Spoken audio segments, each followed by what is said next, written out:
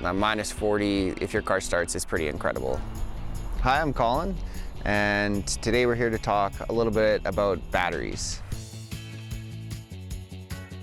When it's cold out, electrons don't want to move, and it takes a lot more current to move electricity through wires when they're super cold. So at minus 40, it just takes a lot more. So that battery's really trying to like oomph your starter, your cold engine, so it's draining it at a greater capacity.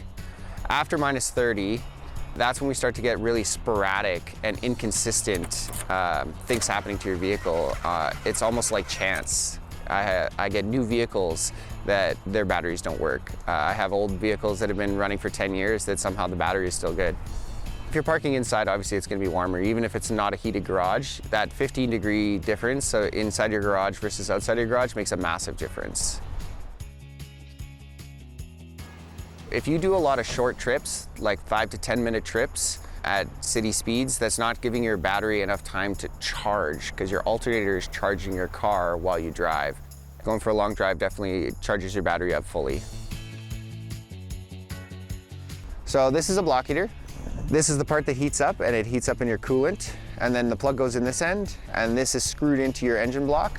So the job of this is actually just to heat up your coolant, and in the process of heating up your coolant, your engine block becomes a little warmer, and then it will turn over easier.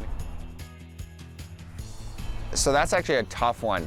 Every car is in a different spot. Generally, it can be up in the top, it can be by the battery box, and a lot of times it'll be somewhere in the front grille.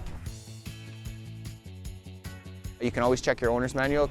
I find a lot of the European brands do not have block heaters. And if your manufacturer doesn't have a block heater, there is other things you can use. You could get a battery blanket, and that's just a thing that goes around your battery and you can plug it in. An oil pan heater is just a heating element that'll stick to the bottom of your pan, keeping the oil viscosity a lot thinner. And then it plugs in just the same way that your block heater would. Top tips is just when it's cold, plug your car in. Maybe taking it for a drive, charge up the battery, and anything that your local mechanic is recommending to do to your car, it's a good idea to get it done.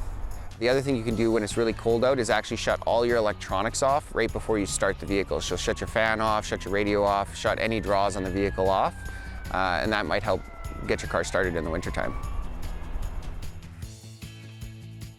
The number one mistake that I see people is when you go to your mechanic and they tell you, hey, it's time to replace your battery because it tests low or it fails, and then not getting it replaced. Because, you know, in the summertime, especially when you start your vehicle and it's working, the battery can start on a half charge. But then in the wintertime, as soon as it gets cold, that battery will not work and your car won't start.